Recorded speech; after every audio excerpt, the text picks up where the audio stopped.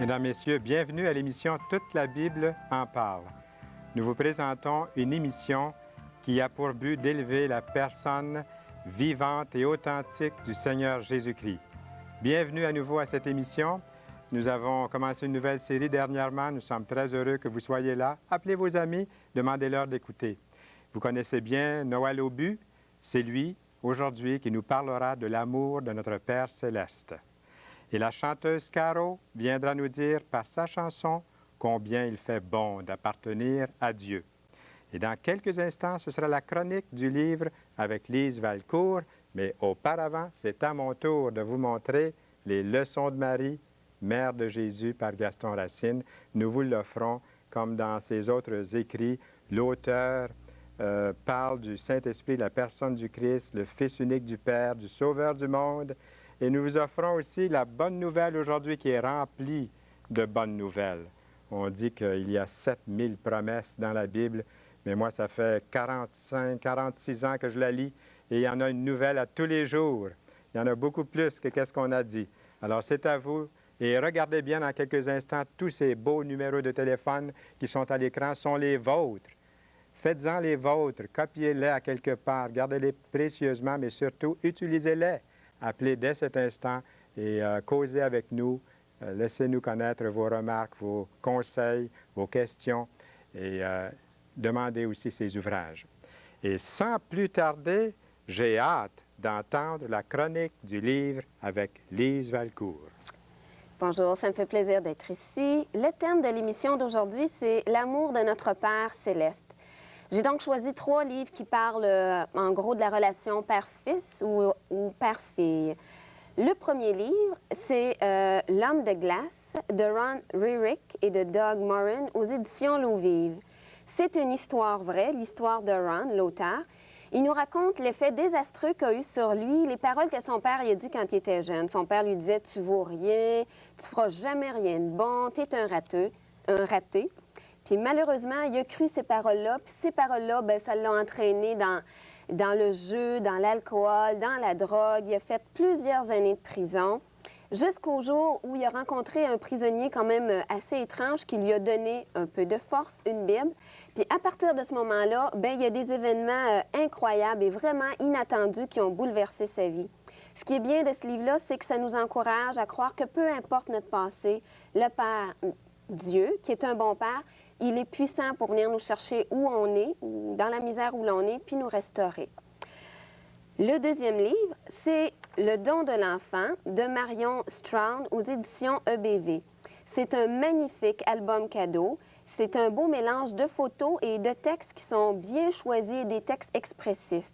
Dans ce livre-là, l'auteur essaie de capter l'état d'âme, les sentiments et les rêves qui caractérisent la maternité et la paternité.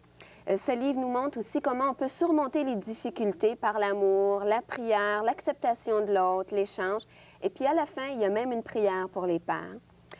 Le troisième livre, c'est le 99e mouton. C'est un texte de Meryl Doney et des illustrations de Taffy Davis aux éditions EBV. C'est un livre pour enfants. Il est bien illustré, bien coloré. Ça raconte l'histoire d'une brebis qui s'appelle Pâquerette et puis comment elle s'est égarée sur le flanc d'une montagne.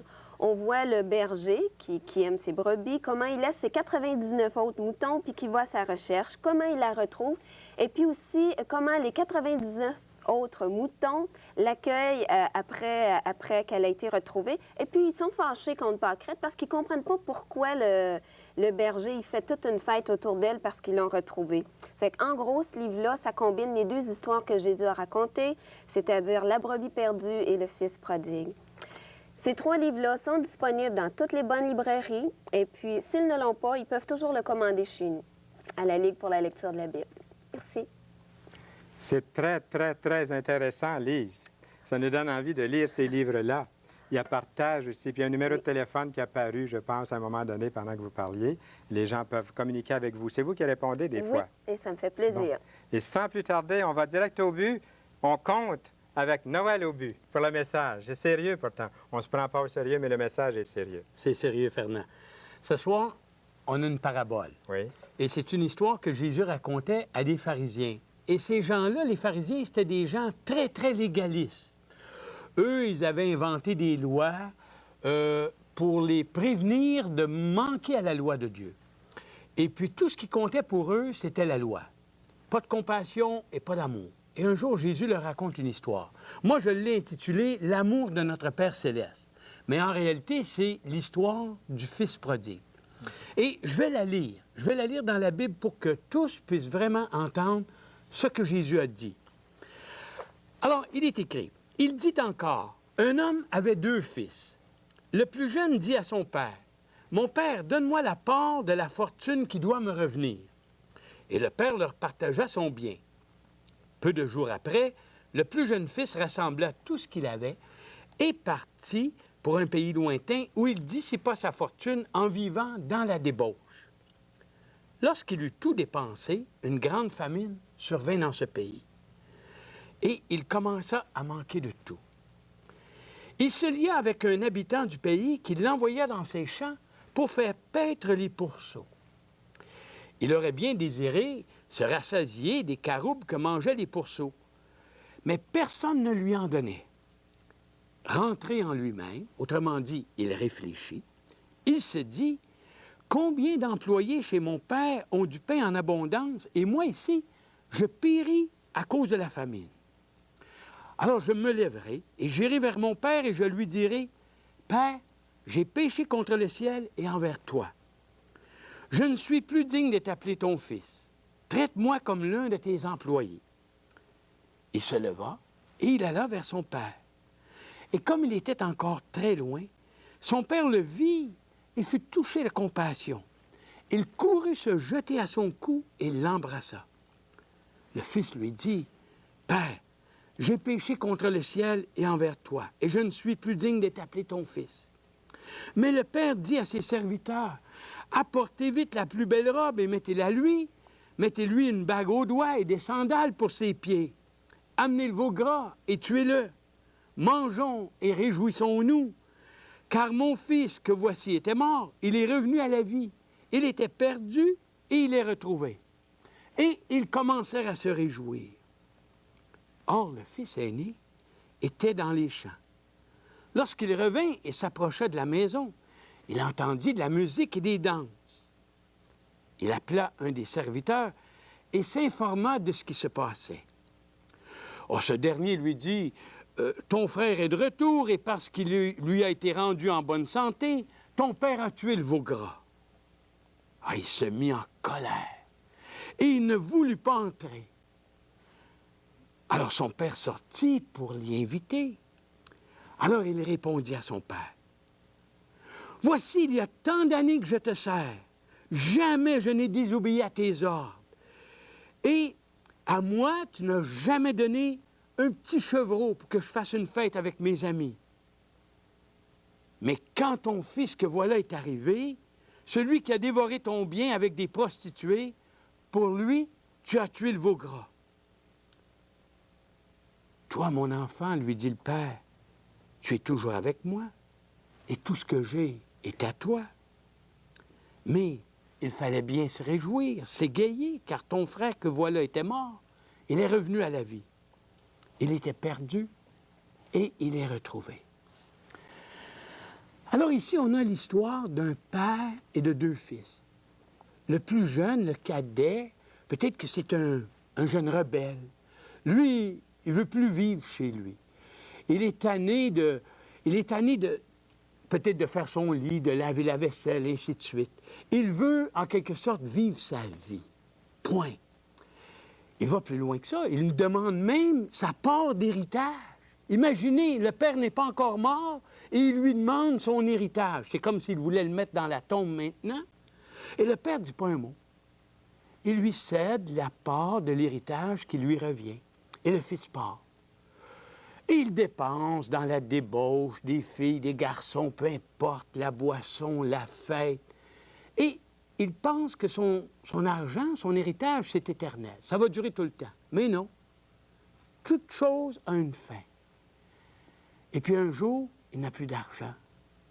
Et là, il en est rendu au point qu'il faut qu'il soit le serviteur des pourceaux, des cochons.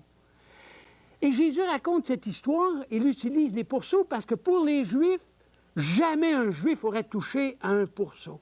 Jamais. On n'en avait pas dans le pays et on n'en achetait pas, on n'en mangeait pas, on ne touchait pas à ça. On ne touchait même pas à une personne qui aurait touché à un cochon. Et lui, le voilà rendu serviteur des pourceaux. Il aurait même voulu manger la nourriture qu'on servait aux pourceaux. Mais son maître lui disait, non, touche pas à ça. C'est pas pour toi, ça. Ça, c'est pour les pourceaux. Et alors, un jour, affamé, le ventre est branché au cerveau parfois. Il réfléchit. Et là, il a comme une repentance dans son cœur. Il se dit, mais pourquoi moi, le Fils, pourquoi est-ce que je resterais ici affamé, tandis que je pourrais être un serviteur qui serait bien nourri chez mon Père? Alors, je vais retourner. Alors, remarquez bien, il ne dit pas, il faudrait que je retourne. Parce que quand on dit il faudrait, ça veut dire qu'on n'a pas vraiment l'intention de le faire. Mais lui, il dit, je me lèverai et j'irai vers mon Père. Et là, je lui dirai que j'ai mal agi vers Dieu, premièrement, et ensuite vers mon Père. J'ai péché, autrement dit.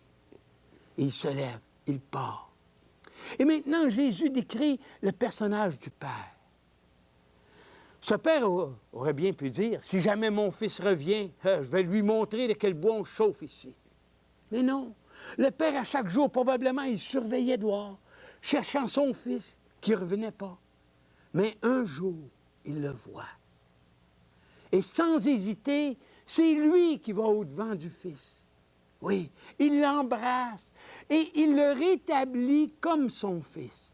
Il l'écoute lorsqu'il lui dit qu'il se repent. « J'ai péché contre toi, envers le ciel et contre toi. » Mais lorsqu'il veut lui parler, qu'il veut devenir un esclave ou un serviteur, non, non, non. Amenez vite la robe. On va lui redonner sa dignité de fils. Mettez-lui un jonc, une bague au doigt, parce que c'est le signe de l'alliance. Et aussi, mettez-lui des sandales, parce qu'il n'y a seulement que les esclaves qui marchent nu-pieds. Mais pas un fils. Un fils a des souliers, des sandales dans les pieds. Et alors, c'est la fête. On tue le veau gras pour lui. On se réjouit. Pourquoi? Parce que le fils est revenu à la maison. Et le père, il est content. Mais il y a un troisième personnage.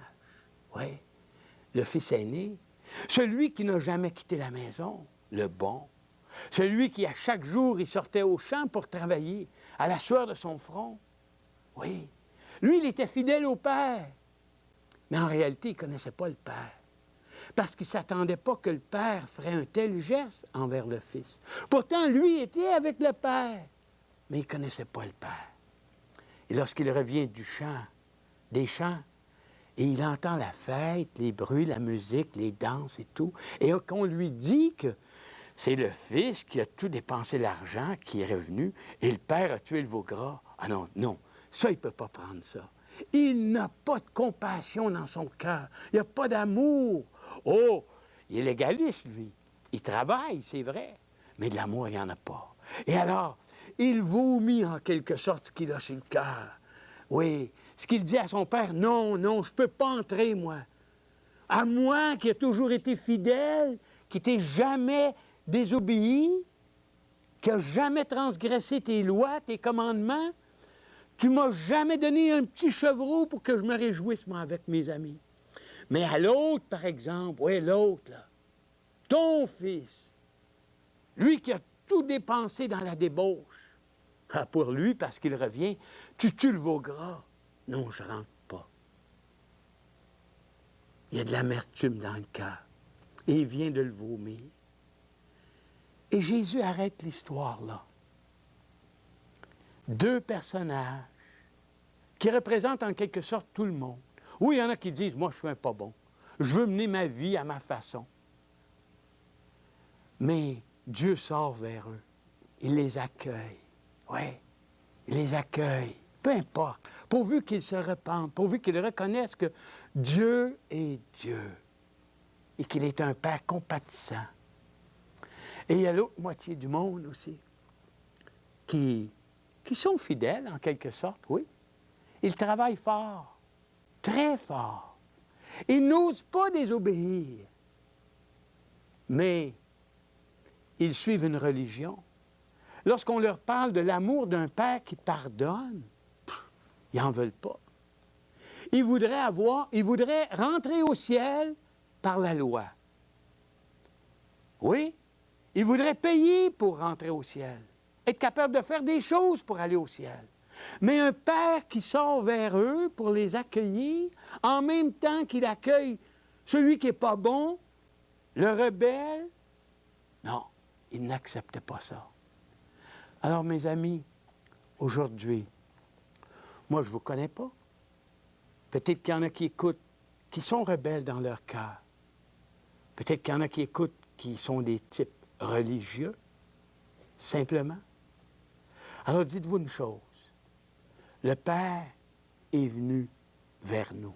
Oui. Il nous aimait tellement. C'était vraiment l'image de ce Père de l'enfant prodigue. Il nous aimait tellement qu'il est venu vers nous en personne, dans la personne de son propre Fils. Oui, autrement dit, il a dit à son Fils, écoute, tu vois toute cette humanité déchue, même s'ils sont religieux, ils sont déchus, eh bien, je les aime. Oui, je t'aime, toi, celui qui écoute en ce moment. Peu importe ce que tu as fait. Est-ce que ça peut être pire que ce que le fils cadet a fait? Non. Eh bien, il a dit à son fils, va vers eux. Va vers eux. Parle-leur de moi. Dis-leur que je suis un père qui les aime. Et en plus, ils ne pourront jamais faire quelque chose qui est valable pour se racheter, pour payer pour leurs péchés. Alors, fais-le pour eux. Fais-le pour eux. Meurs sur la croix à leur place. Je dois les juger. Reçois le jugement que je dois leur donner. Oui.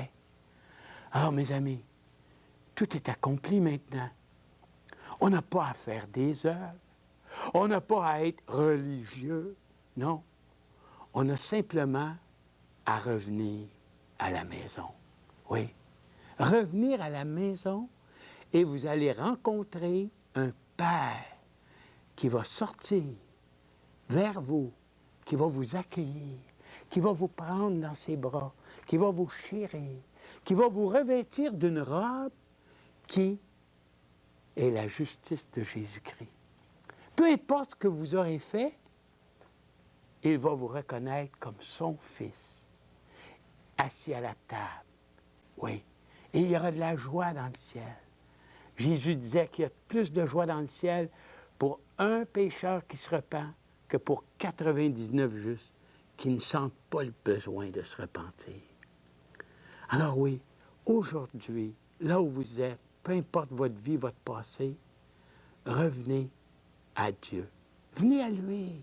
Prenez cette décision de vous tourner vers lui et lui va vous accueillir. Merci beaucoup, Noël Aubu. Il fait bon d'appartenir à un tel Père. Oui. Ça va être le titre de la chanson de Caro aujourd'hui. Il fait bon d'appartenir à Dieu, d'appartenir à un tel Papa céleste. Et merci beaucoup pour ce bon message. Je ne sais pas pourquoi on aime toujours l'histoire du Fils prodigue. C'est connu d'à peu près tout le monde. Merci aussi à Lise Valco pour la chronique aujourd'hui. Et j'aimerais montrer ces beaux ouvrages, ces 2 livres. Bonne nouvelle aujourd'hui. Si vous ne l'avez pas, c'est un trésor. Faut le lire, faut lire la bonne nouvelle à tous les jours. Un jour, j'étais au Mexique, j'avais ma Bible. Il y a un Mexicain qui dit, vous traînez votre Bible avec vous à tous les jours. Vous voulez dire que vous la lisez à tous les jours? J'ai dit, est-ce que vous mangez à tous les jours? Il dit, oui, plusieurs fois. Malheureusement, moi, je mange une seule fois, c'est le matin, quelques fois durant la journée, mais il faut lire la parole de Dieu. Vous allez voir que quand on commence à la lire, on ne veut plus s'arrêter. Il y a aussi, bonne nouvelle, il y a les leçons de Marie par Gaston Racine. Et notez bien les numéros là, qui vont apparaître très rapidement pour vous. Notez-les bien. Ce sont vos numéros et j'espère que vous les notez, que vous continuez à nous appeler. À chaque fois que l'émission joue, on attend les téléphones et puis ils viennent d'un peu partout. Edmonton, Granby, Latuc, Montréal, Rive-Sud de Montréal, Saint-Élie, Sherbrooke. Et comme ça continue. on peut louer le Seigneur qu'on a cette liberté de parler de lui, parce qu'on l'aime, parce qu'il vit en nous. Il peut vivre en vous aussi. Comme il fait bon d'appartenir à Dieu, il nous a pardonné entièrement, il nous ouvre ses bras, comme l'a fait le Père pour le Fils prodigue. Il fait bon d'appartenir à Dieu. Par Caro, qui est là, elle a un message pour vous. Nous l'écoutons.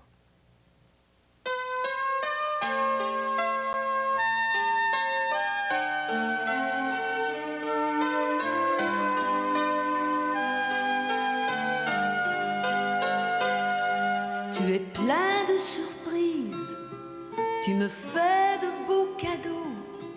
Quand les journées sont grises, tu fais paraître ton soleil tout chaud.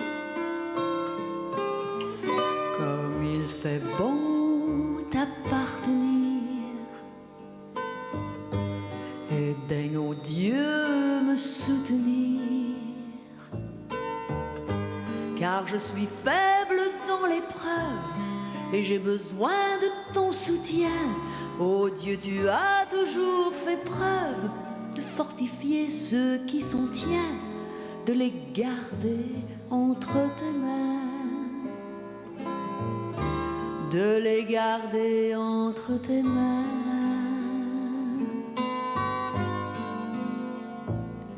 Quand je pleure la nuit, que je suis tout agitée, ta parole me dit que tu es là, ô Dieu, pour me calmer. Comme il fait bon t'appartenir,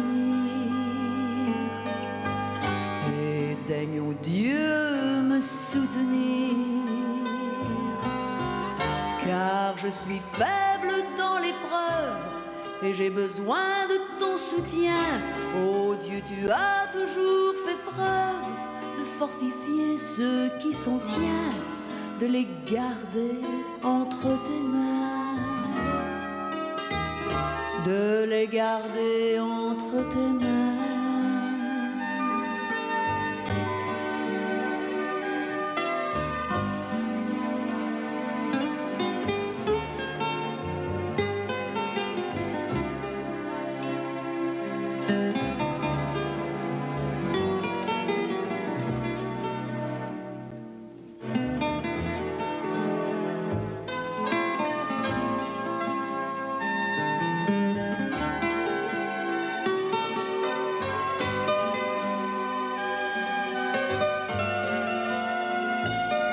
Je veux te glorifier, car tu me bénis toujours.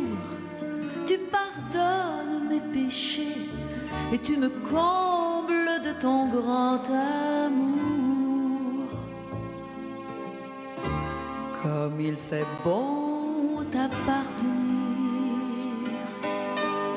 et daigne, ô Dieu, me soutenir. Car je suis faible dans l'épreuve et j'ai besoin de ton soutien.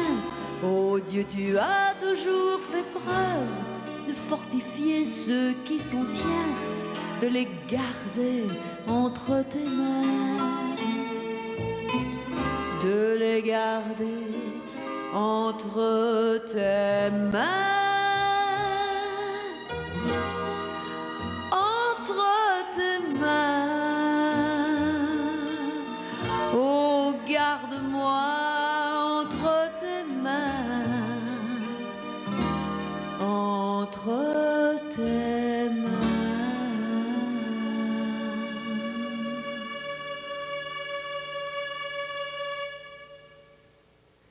C'était la chanteuse Caro qui a chanté « Il fait bon d'appartenir à Dieu », l'amour de notre Père céleste, le Fils prodigue. Est-ce qu'on n'est pas tous des filles et des fils prodigues? J'ai mis ici la cassette de Caro qui est intitulée « Je t'aime ». J'espère que vous allez vous la procurer. On peut la retrouver un peu partout. C'est la cassette de Caro. Et nous avons aussi les livres à vous offrir. Je vais faire très, très rapidement. On pourrait montrer même les numéros de téléphone aussitôt qu'on peut, parce que je voudrais donner le mot de la fin à notre cher ami Noël Aubu. Alors, dans quelques secondes, vous verrez ces numéros. Notez-les bien. Et même pendant que nous regardons les numéros, je vais laisser la parole. Tiens, je vais laisser la parole à Noël. Quel serait le mot de la fin ici? Le mot de la fin, c'est le mot du début, Fernand. Oui? Oui, oui. Qu'est-ce que c'est le mot Ben, du début? c'est une parole. Je n'ai pas que- oublié. Non, non. C'est une parole que Jésus a dit, qu'on dit très souvent, car Dieu a tant aimé le monde qu'il a donné son Fils unique, afin que quiconque croit en lui ne périsse point, mais qu'il ait la vie éternelle.